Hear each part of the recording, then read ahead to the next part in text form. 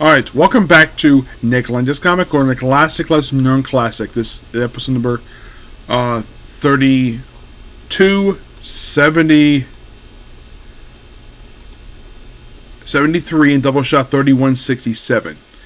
Okay, so for this one we're discussing Teenage Mutant Turtles Adventures 32 to 37. Yes, the issues that the trade skipped, plus some issues that I had no idea existed prior to basically looking these up online. And apparently these issues were coming out despite the fact that the book was canceled at that point due to low sales.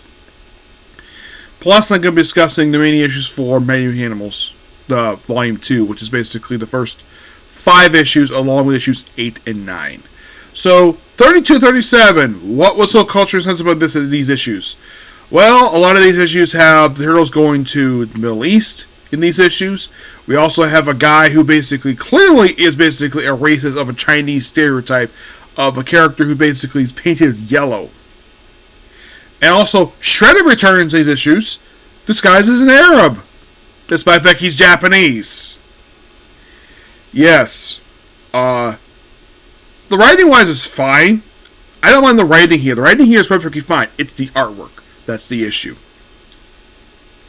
Like, here's basically where people were culturally insensitive by this. Yeah, this is what people were infuriated about. Basically, this is supposed to be an Asian, per se. Yeah. But the writing here is good. It's just some of the artwork is a bit questionable at best.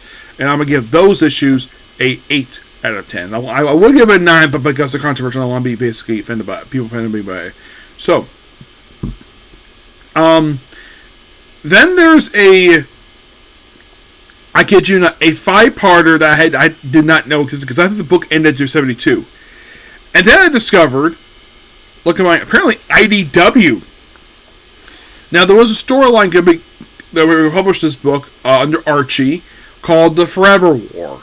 It was going to be a 5-part storyline, but the book got canceled and relaunched for a miniseries and discussed in the following Comic Corner. So then, of course, we have Teenage Mutant Ninja Turtles Adventures 73 to 77. Those are like, wait, I thought the book said 72. I thought I did too. And it turns out IDW published these issues 2 years ago. Yes, so what is this war? So, Turtles wake up basically in their sewer lair. They go to the surface, and apparently Shredder is taking over the world. You're thinking, how the heck is this possible? Well, apparently, a future Shredder came to a certain point in time, killed Krang.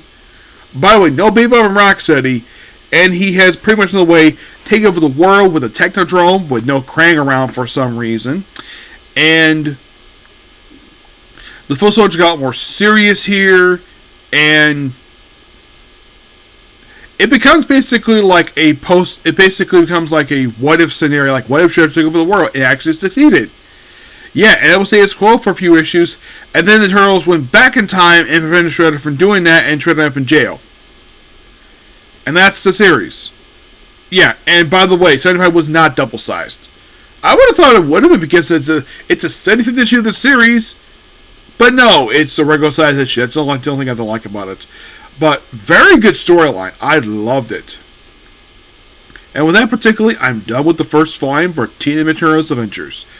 So, final thoughts on the first volume for this series, because there's a volume to discuss later. I'll discuss basically in the following Comic Corner. And there's also going to be like, so next Comic Corner we'll be discussing 2 miniseries, and then eventually come back to do just 1 miniseries for Turtles under Archie Comics, because basically their time Archie was interesting, to say the least. Yes.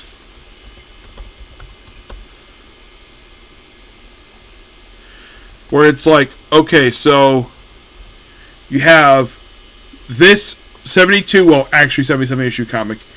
You have the Miami Mutanimals book, obviously.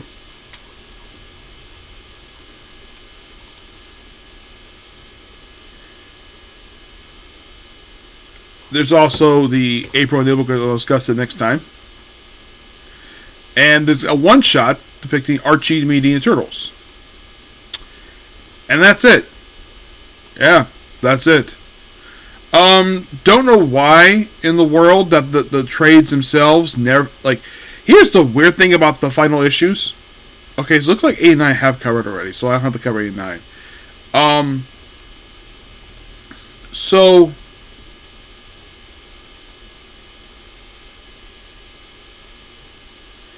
in the case of the final few issues of this book, and I do not know why in the world did this.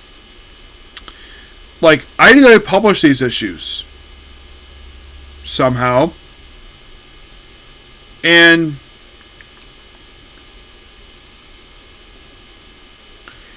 then for some reason I have not seen any paper collecting these issues. I would have thought they would have, but they didn't. The Adventure series is quite interesting of a read. Yeah, it's more like a companion of the 87 TV show. It's done in the style of that.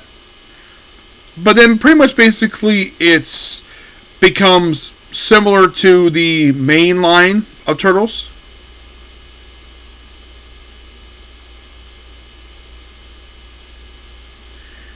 And you could thank this series for kind of introducing some concepts to Turtles, mostly. But and apparently initially Kevin P. Laird did write the series. But then pretty much basically you have Ryan Brown and Steve Murphy do some of the book before handing off to different writers. Riley Brown, if you're not familiar with this guy wrote a lot of Turtle comics. Mostly the Tales TMNT comic, and he wrote the Mutanimals book. But here's some characters he created when he was at Mirage. He created Hothead, Scratch, Mighty Mouse, King Lionheart, Halfcourt, Worm, Scumbag, Leatherhead, yes, he created Leatherhead, Dr. L, Wignot, Ray Flunt, Sandstorm, Mondo Gecko, and Rock and Roll Mondo Gecko. Yeah. So, that's the characters he pretty much created. I've never met the guy, but I've met Jim Lawson. He's a cool guy. But, I definitely think basically the series itself is worth a read. Oh, definitely. But, yeah, interesting enough, Kevin P. Laird, despite the fact not doing the writing duties, they at least did the covers. Oh, yeah. They did the covers for this book. I mean, yeah. They did the covers for pretty much the whole run.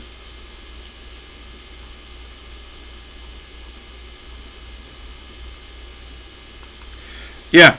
Like, all the main 72 issues, he did the covers. I don't think he did the covers for 7, but there's those issues there. Mm-hmm. Alright, so...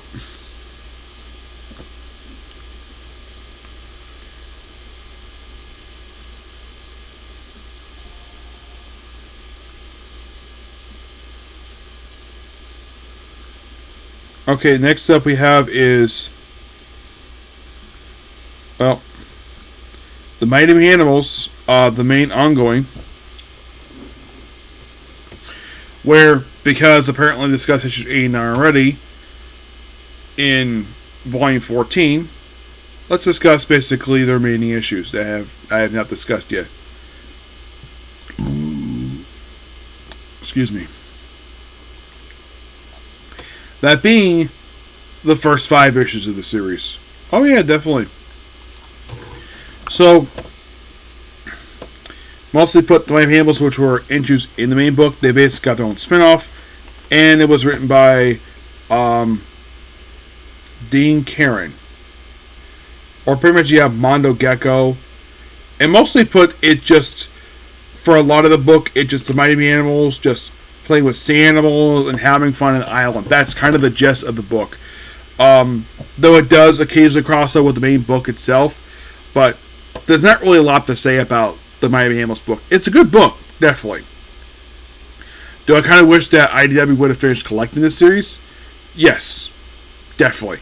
They did collect the first miniseries, yes, but then they decided not to collect the first 5 issues of the main ongoing. They only collected issues 6 through 9. I don't get why, but that's kind of what they did there. yeah.